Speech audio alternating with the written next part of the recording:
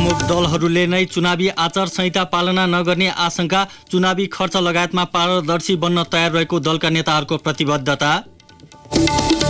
निर्वाचन नजिकै जाँदा कम्युनिस्ट पार्टीका नेताहरू आरोप प्रत्यारोपमा व्यस्त, एमाले कम्युनिस्ट आन्दोलनबाट विमुख भएको एकीकृत समाजवादीको आरोप, सरकारमा रहँदा आफूलाई काम गर्न नदिएको एमाले अध्यक्ष ओलीको दावी।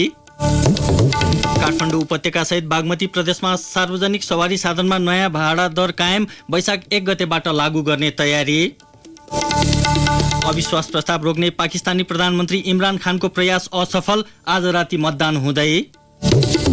र मोरङको सगरमाथा युथ क्लबलाई इटरी गोल्ड कप फुटबलको उपाधि, फाइनलमा त्रिभुवन आर्मी पराजित।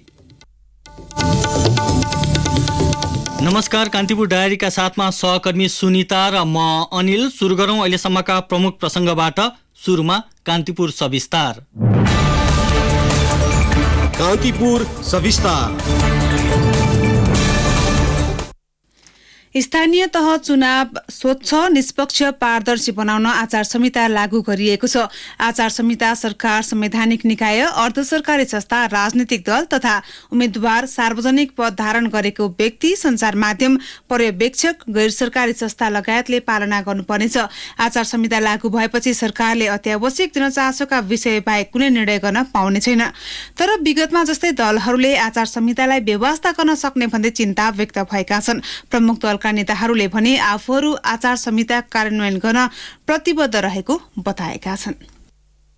स्वतन्त्र र निष्पक्ष निर्वाचनका मान्यता विपरीत हुन सक्ने घटनालाई रोक्न हरेक निर्वाचनमा आचार संहिता लागू गर्ने गरिन्छ। आचार संहिताले निर्वाचन प्रचार प्रसारका क्रममा उम्मेद्वारले गर्ने भड्किलो खर्चलाई सीमित बनाउने तथा चुनावी गतिविधिलाई पारदर्शी र बढी लोकतान्त्रिक बनाउन मद्दत गर्छ भन्ने आम बुझाइ हो। आगामी स्थानीय निर्वाचनका लागि ल्याइएको आचार संहितामा सबैभन्दा बढी चर्चा उम्मेद्वारले स्थानीय तहमा गर्ने खर्चको सीमालाई लिएर भएको छ। स्थानीय तह निर्वाचनका लागि गाउँपालिकाका वडाध्यक्ष तथा सदस्यले 1.5 लाखसम्म र महानगरपालिकाको प्रमुखको उम्मेद्वारले 7,50,000सम्म खर्च गर्न पाउने सीमा तोकिएको छ। त्यस्तै गाउँपालिकाका अध्यक्ष तथा उपाध्यक्ष पदका उम्मेद्वारले 3,50,000सम्म, नगरपालिकाका प्रमुख तथा उपप्रमुखले 4,50,000सम्म र उपमहानगरपालिकाका प्रमुख तथा उपप्रमुखका उम्मेद्वारले 5,50,000सम्म चुनावी प्रचार प्रसारमा खर्च गर्न पाउनेछन्। विगतमा ठूला दलका नेता कार्यकर्ता अनि उम्मेद्वारले आचार संहितालाई व्यवस्था गर्ने गरेको आरोप लाग्दै आएको छ। विगतलाई हेर्दा यो पटक पनि दलहरू आचार संहिता प्रति कति उत्तरदायी हुन्छन् भन्ने प्रश्न उठेको छ। सत्तारूढ माओवादी केन्द्रका नेताहरूले चुनावी प्रचार प्रसारमा गरिने खर्च लगायतका अन्य बुदाहरू अक्षरशः पालना गर्न आफूहरू तयार रहेको बताउँछन्। त्यसका लागि तल्लो तहलाई समेत सर्कुलर गरिएको सो पार्टीका नेता मुक्ति प्रधानले बताए। मुख्य गरी यो निर्वाचन आचार संहिता भनेको चाहिँ यो कोड अफ कन्डक्ट भनेको चाहिँ एउटा इन्फर्मेसन हो। यो गर्नु हुने, यो गर्नु नहुने, यो चाहिँ अब दुई पक्ष बीचमा चाहिँ अब त्यसलाई एक्सेप्ट गरेपछि एउटा ल सरह नै हुन्छ। यसको कानुनले जुन ढङ्गले आचार संहिता जारी गर्ने भनेर तोकेको छ, त्यसलाई हाम्रो पार्टीको तह र तबकामा हामीले सबै जानकारी सबैलाई छ। वडासम्मको तहमा पनि हामीले चाहिँ अब कमिटीबद्ध ढङ्गले नै यसलाई चाहिँ सबैलाई चाहिँ थाहा जानकारी पनि भएको विषय हो र हामीले पनि यसलाई सम्प्रेषण गरेका छौँ। स्थानीय प्रशासनको अनुमति नलिई सार्वजनिक स्थलमा कुनै किसिमको जुलुस, आमसभा, कोण सभा, बैठक एवं भेला गर्न नहुने प्रावधान राखिएको छ। त्यस्तै कुनै प्रकारको कार्यक्रम गर्नुभन्दा 72 घण्टा अघि प्रशासन र प्रहरीलाई जानकारी दिनुपर्ने हुन्छ। जुलुस वा आमसभामा भाग लिने वा प्रचार प्रसार गर्ने व्यक्तिले दलको निर्वाचन चिन्ह, झण्डा अंकित लोगो, स्टिकर, कपडा, टोपी, भेस्ट, टी सर्ट, ज्याकेट, कमिज, गम्छा, ब्याज, मास्क, लकेट लगाउन र झोला बोक्न नहुने समेत आचार संहितामा उल्लेख गरिएको छ। आयोगले तयार पारेको सो नियमका प्रत्येक बुँदालाई अक्षरशः पालना गर्ने कांग्रेस नेताहरूको भनाइ छ। कांग्रेस नेता रामहरि खतिवडा भन्छन्, चुनाव भनेको आतंक सिर्जना गरेर जनतालाई भ्रमको खेती गर्ने माध्यम मात्र होइन, तथ्यपूर्वक रूपमा सत्य तथ्य कुराहरू जनताका बीचमा लिएर जाने एउटा अवसर पनि हो। हामी जनतालाई भ्रमको राजनीतिबाट मुक्त गराउनका लागि पनि निर्वाचन आयोगले दिएका आचार संहितालाई तलमाथि केही नगरिकन टोल टोलमा पुर्याएर त्यो आचार संहिता भित्र रहेर निर्वाचन सम्पन्न गर्ने पक्षमा कांग्रेस लागेको छ। आचार संहिता जारी गर्नु अगाडि निर्वाचन आयोगले गत मंगलबार स्थानीय तहको निर्वाचनमा सहभागी हुने सबै 79 राजनीतिक दललाई प्रतिबद्धता पत्रमा हस्ताक्षर सुरु गराएको थियो। तर प्रतिपक्षी एमाले चुनाव चिन्हको रंग हरियो राखिएको, मनोनयन दर्ताका लागि 2 दिन मात्र समय छुट्याइएको लगायत विषयमा मात्र होइन आचार संहितामा पनि असहमति जनाएको छ। तर सो पार्टीले समेत आचार संहिताको पालनामा प्रतिबद्ध रहेको बताएको छ। एमाले उपाध्यक्ष अष्टलक्ष्मी साक्य भन्छन्, बिल्कुल गर्न हुँदैन थियो। यसले निष्पक्षता चाहिँ देखाउँदैन थियो। आयोगको चाहिँ प्रश्न चिन्ह खडा हुन्छ, त्यसमा पारदर्शिताको समस्या खडा हुन्छ, निष्पक्षतामा समस्या खडा हुन्छ। निर्वाचन चाहिँको बेलामा यस्तो बिल्कुलै गर्न हुँदैन थियो। तर पनि अहिले त लागू भइसक्यो, अब लागू गरे भनेर भनिसकेपछि त अप्ठ्यारो भयो नि त। नमान्नु पनि भएन होइन, मानिराख्दाखेरि पनि चाहिँ जबरजस्त मान्नुपर्ने जस्तो कि लादिएको जस्तो भयो नि त। अब यसले चाहिँ राम्रो गरेन। उता निर्वाचन आयोग भने पर्याप्त छलफल पश्चात मात्र आचार संहिता जारी गरिएकाले दलहरू असन्तुष्ट हुनुपर्ने कुनै कारण नरहेको दावी गर्दै आएको छ। प्रमुख निर्वाचन आयुक्त दिनेश थपलिया भन्छन्, सबभन्दा धेरै सामाजिक सञ्जालकै उपयोग गर्ने, दुरुपयोग पनि नगर्ने भनेको छ त। त्यहाँ तपाईले एकदम सस्तो राम्रो यसलाई नगर्ने कहाँ भनेको छ र? कुनै उम्मेदवारहरूले आफ्नो चाहिँ एकाउन्टहरू चाहिँ खडा गरेर आधिकारिक वेबसाइट मार्फत आफ्ना विचार, सिद्धान्त, धारणा, कार्यक्रम, प्रतिबद्धता राखेर चाहिँ आम नागरिक समक्ष भोट माग्ने कुरामा कुनै आपत्ति नै भएन। त्यहाँबाट हामीले निश्चित बजेटको सीमा तोकेका छौँ। त्यसकारण त्यो भित्र नपर्ने गरी त्यसलाई प्रयोग गर्न नपाउने भनेर भनेको मात्रै हो। सही ठाउँमा प्रयोग गरौँ भन्ने चाहिँ हाम्रो आग्रह छ। विगतको निर्वाचनमा समेत आचार संहिताको उल्लङ्घन नगर्ने भनेर दलहरूले प्रतिबद्धता गरेकै हुन्। तर चुनावी प्रचारका क्रममा दैनिक भोज चलाउने, उडान खर्चमा मात्र लाखौं पर्ने हेलिकप्टरको प्रयोग लगायतका भड्किलो प्रचार नियन्त्रणका लागि आयोगले पर्याप्त ध्यान दिनुपर्ने आवाज उठ्न थालेका छन्। निर्वाचनलाई लोकतान्त्रिक व्यवस्थाको मुख्य आधार मान्ने गरेका उनै दलहरूले आचार संहिता कार्यान्वयनलाई बोलीमा होइन व्यवहारमा देखाउनु पर्नेछ। रेडियो कान्तिपुरका लागि रमेश दुलाल। कान्तिपुर सविस्तार।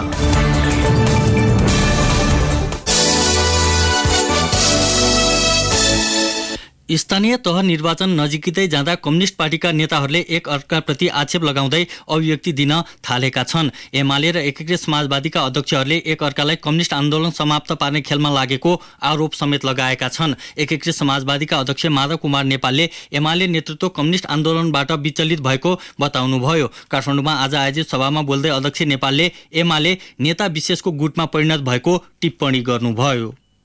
हामीले गठन गरेको पार्टी, त्यो पार्टीमा दक्षिणपन्थी अवसरवाद, त्यो पार्टीको नेतृत्व नै कम्युनिस्ट आन्दोलनबाट विचलित भइसकेपछि त्यसमा रहिरहनु पर्ने कुनै अवस्था रहेन।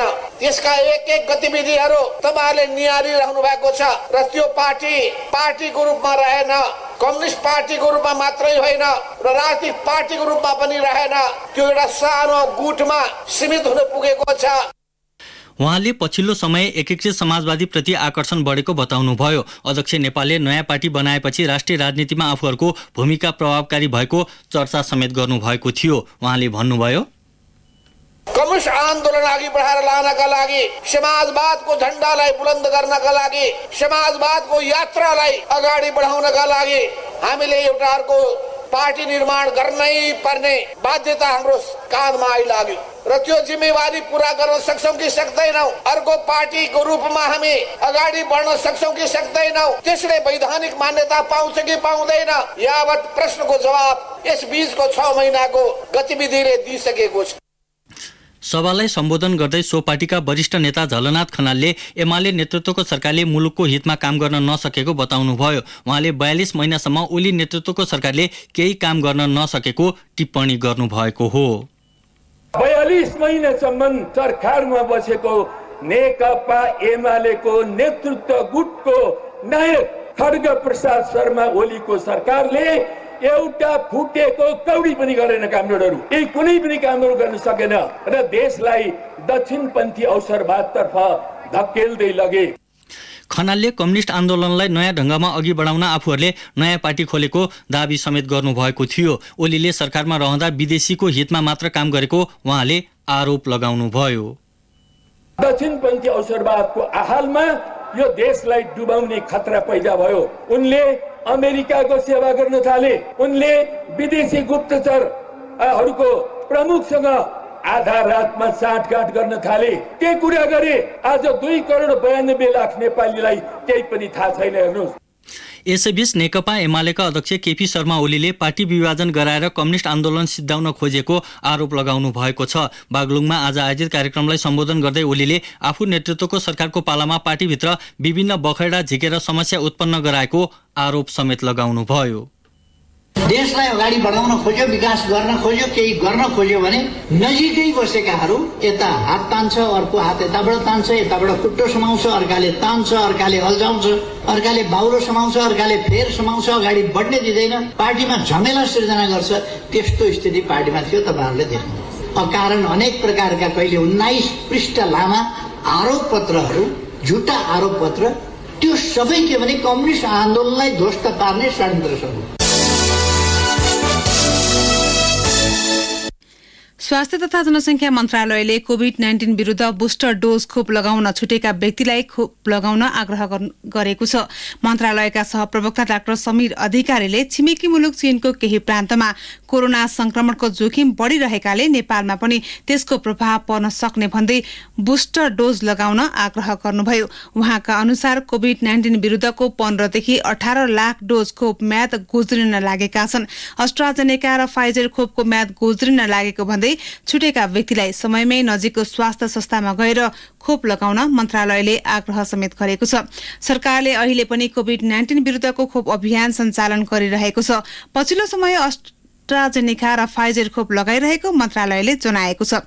सरकारले कोभिड-19 संक्रमण विरुद्ध Johnson and Johnson, कोभिडशील्ड, AstraZeneca, Moderna र फाइजर खोप प्रयोगमा ल्याएको थियो। निर्वाचनका बेला स्वास्थ्य सावधानीका मापदण्ड अपनाउन मन्त्रालयले सबैलाई आग्रह समेत गरेको छ।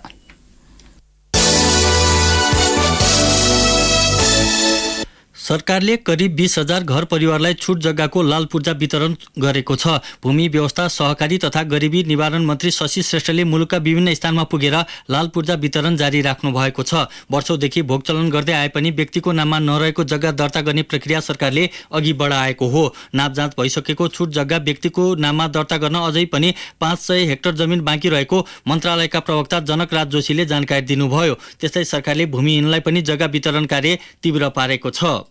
पछिल्लो पटक सिन्धुलीको दुधौली, चितवनको भरतपुर र मकवानपुरको बागमती गाउँपालिकाका करिब 200 भूमिहीन परिवारलाई लाल पूर्जा वितरण गरिएको मन्त्रालयले जनाएको छ।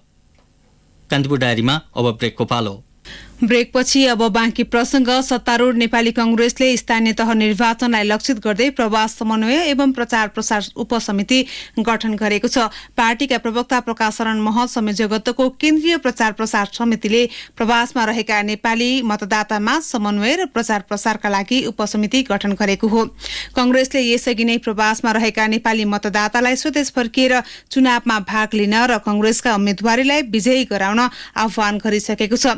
उपसमितिको संयोजकमा जनसम्पर्क समिति अमेरिकाका सभापति गोरख विष्ट रहेका छन्। 36 देशका जनसम्पर्क समितिका संयोजकलाई उपसमितिको सदस्यमा मनोनयन गरिएको छ। 84 सदस्यीय उपसमितिमा विभिन्न देशमा रहेका जनसम्पर्क समितिका सदस्य नेतालाई सदस्यमा मनोनित गरिएको छ।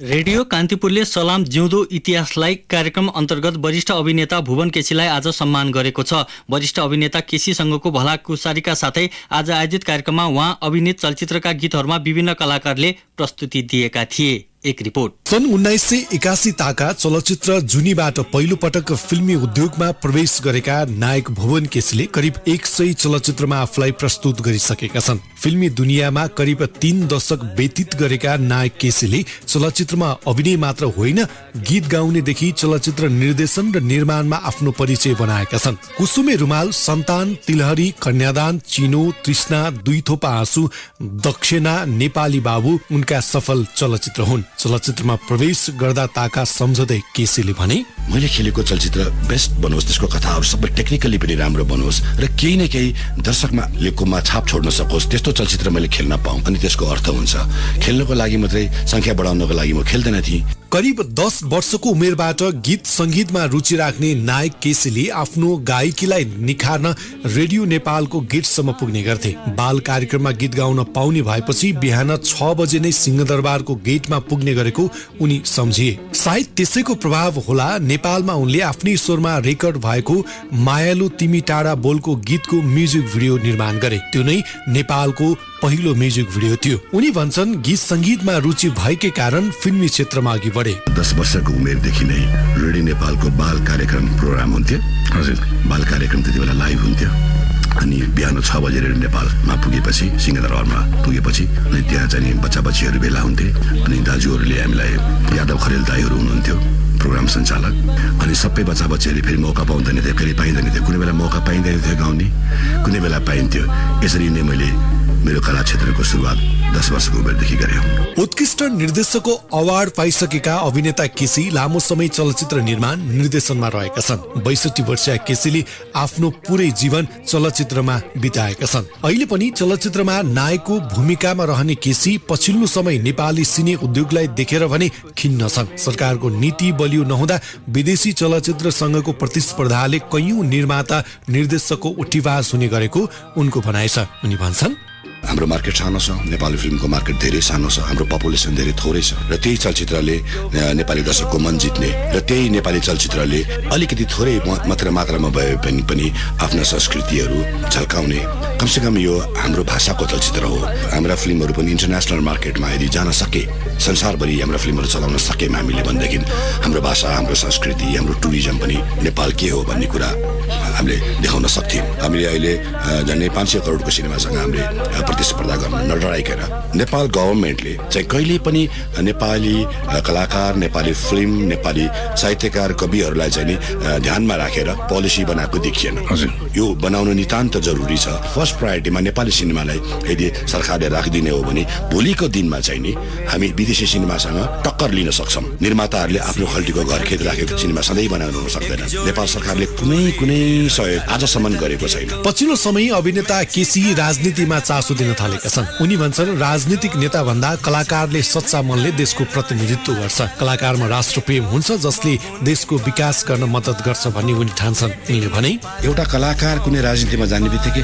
अरे त्यो कलाकार राजनीतिमा गएको कति हाँस उठ्दो कलाकार पनि राजनीति भन्ने चलन छ तर म कुनै पार्टीमा अहिलेसम्म प्रवेश गरेको छैन कुनै पनि सफल व्यक्तिका लागि आफ्नो उचाइ बनाउन र सम्बन्धित क्षेत्रमा दत्तचित्त भएर लागिरहनु दुवै चुनौतीपूर्ण हुन्छन् अभिनेता केसी अहिले पनि नेपाली चलचित्र क्षेत्रमा लागिरहेका छन् नेपाली चलचित्रलाई थप उचाइमा पुर्याउने उनको योगदानप्रति रेडियो कान्तिपुर सलाम व्यक्त गर्दछ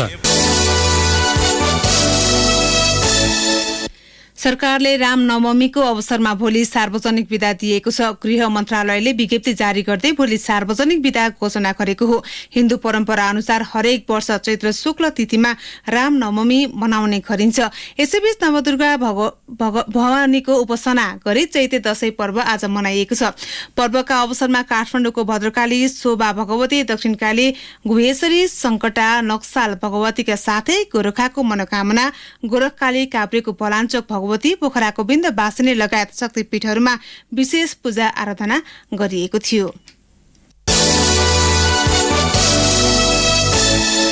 कान्तिपुर डायरीमा अब रसुवा डायरीको पालो रसुवा डायरीबाट बलराम घिमिरेको नमस्कार गोसाइकुण्ड गाउँपालिका कोभिड-19 विरुद्धको पूर्ण खोपयुक्त गाउँपालिका घोषणा भएको छ गत सोमबार पालिकालाई पूर्ण खोपयुक्त गाउँपालिका घोषणा गरिएको गाउँपालिकाको स्वास्थ्य शाखा प्रमुख विमल घिमिरेले बताउनुभयो गोसाइकुण्ड गाउँपालिका अध्यक्ष कैसाङ नुर्पु तामाङले पालिकालाई पूर्ण खोपयुक्त गाउँपालिका घोषणा गर्नु भएको घिमिरेले बताउनुभयो गाउँपालिकामा खोप लगाउने लक्षित जनसंख्या 12 वर्ष भन्दा माथि 6551 जना रहे पनि लक्षित जनसंख्या भन्दा बढी 8618 जनालाई खोप लगाइएको छ लाङटाङ राष्ट्रिय निकुञ्जले फागुन महिनामा पर्यटकबाट 10,53,000 रुपियाँ राजस्व संकलन गरेको छ फागुन महिनामा आन्तरिक र विदेशी गरी 767 पर्यटक लाङटाङ राष्ट्रिय निकुञ्ज क्षेत्र घुम्न आएका छन् आन्तरिक 411 र विदेशी 346 गरी 767 पर्यटक लाङटाङ राष्ट्रिय निकुञ्ज क्षेत्र घुम्न आएको निकुञ्जका प्रमुख संरक्षण अधिकृत प्रमोद भट्टराईले बताउनुभयो कोभिड-19 संक्रमण कम हुँदै गएपछि लाङटाङ क्षेत्र घुम्न आउने पर्यटकको संख्या बढ्दै गएको छ सदरमुकाम धुन्चेमा गुरु रेम्पोर्छेको 27 फिट अग्लो मूर्ति निर्माण सम्पन्न भएको छ सो मूर्ति गोसाइकुण्ड गाउँपालिकाले निर्माण गरेको हो करिब 83 लाखको लागतमा 27 फिट अग्लो गुरु रेम्पोर्छेको मूर्ति निर्माण सम्पन्न भएको पालिकाले जनाएको छ मूर्ति निर्माण सम्पन्न गर्न झन्डै 1 वर्ष लागेको थियो गोसैकुण्ड गाउँपालिकाको नयाँ भवन निर्माण सम्पन्न भएको छ। भवन निर्माण सम्पन्न भएपछि पालिकाले नयाँ भवनबाट सेवा सुचारू गरेको छ। करिब 1,69,19,196 रुपियाँको लागतमा भवन निर्माण सम्पन्न भएको हो। हवस्, यति नै प्रसङ्गसँगै रसुवा डायरी आजलाई यति नै। बलराम घिम्रे बिदा माग्छु, नमस्कार। रसुवा डायरीपछि कान्तिपुर डायरीमा पुनः ब्रेकको पालो। ब्रेकपछि अब आर्थिक प्रसंग। बागमती प्रदेशको श्रम रोजगार तथा यातायात मन्त्रालयले काठमाडौँ उपत्यका सहित प्रदेशभर सञ्चालन हुने सार्वजनिक सवारी साधनमा वैशाख 1 गतेबाट लागू हुने गरी नयाँ भाडा दर कायम गरेको छ। प्रदेश सरकारको मन्त्री स्तरीय निर्णयबाट भाडा समायोजन गरिएको मन्त्रालयले जनाएको छ। साबिको भाडामा नयाँ वर्षदेखि 10% वृद्धि हुने मन्त्रालयले जनाएको छ। श्रम मन्त्री घनश्याम दाहालका अनुसार संघीय सरकारले भाडा बढाएपछि सोही अनुसार प्रदेशले समायोजन गरेको हो। उपत्यकामा चल्ने सार्वजनिक सवारीमा किलोमिटर अनुसार भाडा दर कायम गरिएको छ। मन्त्रालयका अनुसार उपत्यकामा सञ्चालन हुने सार्वजनिक सवारी साधनमा 5 किलोमिटरसम्म 20 रुपियाँ, 10 किलोमिटरसम्म 25 रुपियाँ, 15 किलोमिटरसम्म 30 रुपियाँ, 20 किलोमिटरसम्म 33 र 20 किलोमिटर भन्दा माथि 38 रुपियाँ भाडा दर कायम गरिएको छ। त्यस्तै बागमती प्रदेशभित्र पेट्रोलियम पदार्थ र विद्युतीय माध्यमबाट चल्ने ट्याक्सीको पनि भाडा समायोजन गरिएको छ। ट्याक्सीको प्रति 200 मिटरको भाडा 10 रुपियाँ कायम गरिएको छ। प्रतीक्षा शुल्क प्रति मिनट 1 रुपियाँ 20 पैसा तोकिएको छ। मन्त्रालयका अनुसार पछिल्लो पटक भाडा समायोजन हुँदाको मूल्य भन्दा 5%ले पेट्रोलियम पदार्थको मूल्यमा घटबढ भए सोही बमोजिम सवारी साधनको भाडा समायोजन हुनेछ। कान्तिपुर डायरीमा अब मुलुक बाहिरको प्रसंग। पाकिस्तानी प्रधानमन्त्री इमरान खान विरुद्धको अविश्वास प्रस्तावमा स्थानीय समय अनुसार आज राति मतदान हुने भएको छ। प्रस्ताव रोक्न प्रधानमन्त्री खानले गरेको प्रयास असफल भएपछि राति 8 बजे मतदान हुन लागेको अन्तर्राष्ट्रिय सञ्चार माध्यमहरूले जनाएका छन्। यसैबीच प्रधानमन्त्री खानले मन्त्री परिषदको बैठक पनि आजै राति बोलाउनु भएको छ।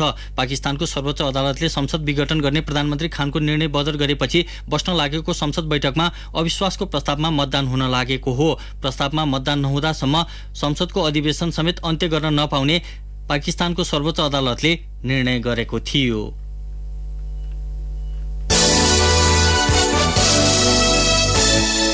युक्रेनले पूर्वी लुहान्स्क क्षेत्रका नागरिकलाई रुसी गोलाबारीबाट भाग्न अपील गरेको छ। रुसले हिजो युक्रेनको पूर्वी क्षेत्रमा रहेको कमातोक्स्के रेल स्टेशनमा रकेट आक्रमण गर्दा 50 भन्दा बढीको मृत्यु भएको थियो। महिला तथा बालबालिका समेतलाई निशाना बनाएर रुसले निरन्तर आक्रमण गर्न थालेपछि लुहान्स्कका गभर्नर सेर्ही गैडाईले टेलिभिजन सम्बोधनमा नागरिकलाई भाग्न आग्रह गर्नुभएको हो। यसैबीच युक्रेनका राष्ट्रपति भोलोदिमिर जेलेन्स्कीले रेलवे स्टेशनमा भएको आक्रमणको लागि कठोर प्रतिक्रिया दिन विश्वसँग आह्वान गर्नुभएको अन्तर्राष्ट्रिय सञ्चार माध्यमहरूले जनाएका छन्।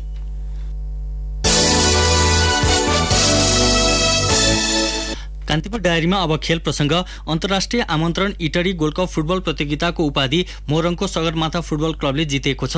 इटरी रङ्गशालामा आज भएको फाइनल खेलमा विभागीय टोली त्रिभुवन आर्मी क्लबलाई पेनाल्टी सुटआउटमा 4-3 गोल अन्तरले पराजित गर्दै सगरमाथाले उपाधि उचालेको हो। निर्धारित समयको खेल गोलरहित बराबरीमा सकिएपछि पेनाल्टी सुटआउटबाट निर्णय लिएको थियो। उपाधि विजेता सगरमाथा क्लबले 7 लाख र उपविजेता आर्मीले 3,50,000 रुपियाँ प्राप्त गरेका छन्। चैत 19 गतेबाट सुरु भएको प्रतियोगितामा 2 विदेशी सहित 8 टोलीको सहभागिता रहेको थियो।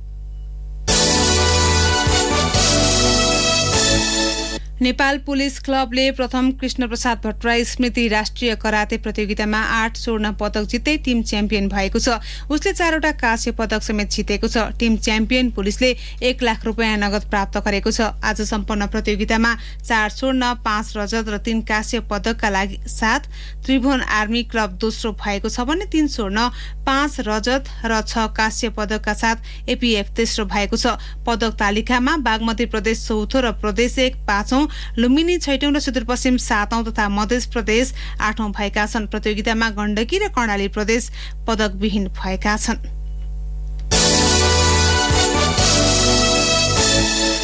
पाल्पामा आयोजित प्रथम सञ्जय स्मृति राष्ट्रिय भलिबल यसलाई पुनः एकपटक सुन्नुहोस्। पाल्पामा आयोजित प्रथम सञ्जय स्मृति राष्ट्रिय महिला बीच भलिबलको उपाधि विभागीय टोली नेपाल पुलिस क्लबले जितेको छ।